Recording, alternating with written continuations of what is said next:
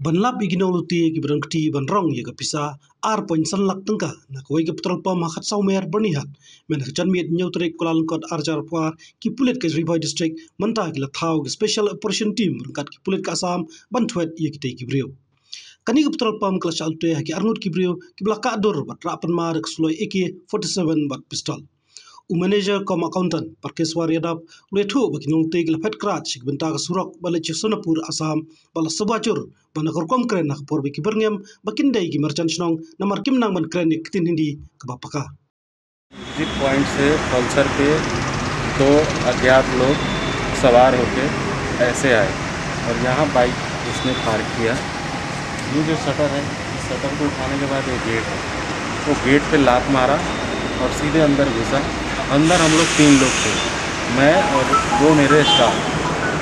वो बोला कि कैश निकालो जहाँ जहाँ है। हम लोगों ने खोल दिया लॉकर और वो पैसा ले लिया और बोला कि इतना कम सेल क्यों, पैसा क्यों? हम बोले दिन भर हमारा फॉर्म बंद था, काम हो रहा था मशीन लिया। बाहर से उस मशीन से एक कैश जमा करने एक अंदर आ रहा था, सेल हुआ था उसका, सेलमैन का, वो जमा करने आ रहा था।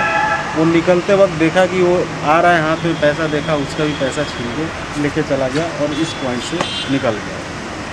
AK-47 एक के पास था और एक के पास पिस्टल था।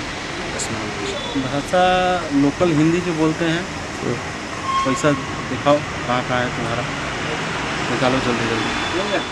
uba mati usungo manager gate ke petrol pump ula batai sai bakidai gi chai benre rulum kemolo yo jingtep nak jingi thu kinong trai gate ke pom namar ladi sumladon ha gate ke por aku tu ke por bajia kan jingja dan hayem te ke phone yang ba bajia ko ta ko ye kata ko hi mami ye ai ba bi bro ba wantu amne te kata ko kom tu jong kiro kom kaji itu kana jiwi ba kadiga second time ngam tu apa kadiga second time bajia ni pol ni yo satu bisa lebih.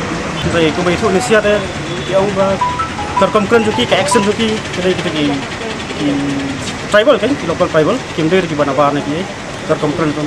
Hukum yang bosta ikut ke yang bosta ikut ke bosta, kita kisu tu terkomplain kan. Kalau bagi kami nangir hidup sedikit area beri di bubun basak yang berdiri di boro kikarbi ini area. Mentaru kita ya investigate, nilai file FIR exact amount yang kita tambah kumbang ni sukan belum terkadai apa dengan ar lak adu ar lak santai.